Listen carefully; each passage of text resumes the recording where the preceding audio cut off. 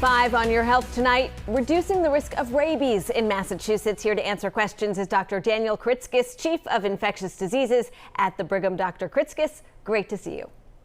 Great to see you, Erica and Ben. All right, Dr. Kritzkis, so health officials say that rabies is, quote, fairly common in local animals here in New England, especially wildlife. Since 1992, more than 5,000 have tested positive for the virus. So how is it transmitted?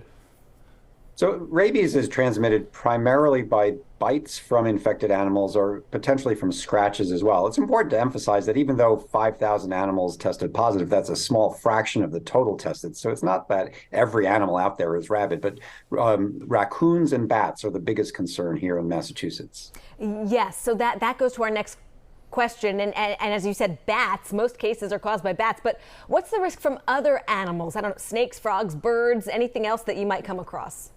No, it's really mammals. So, dogs, obviously, and stray dogs, especially, and cats. But reptiles and insects do not carry rabies. So as you well know, state law requires rabies shots for dogs, cats, ferrets. So they can get a shot. Why don't people get a vaccine?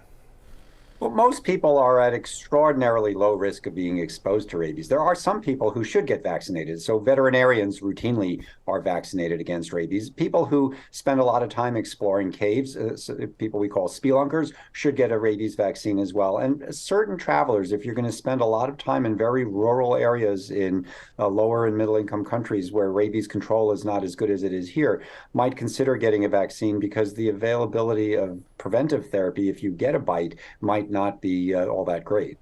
Okay, so now let's talk about treatment. What's your advice if someone thinks, potentially they've been exposed?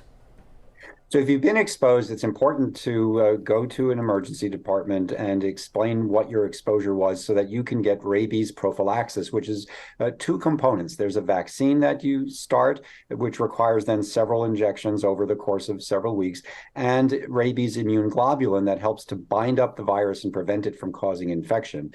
Now, that should happen if you've been exposed to a bat or if you woke up in the room with a bat and may have been bitten but don't know, and certainly if you've had a bite from a stray animal. That's a lot of people's nightmare right there, waking up in a room with a bat.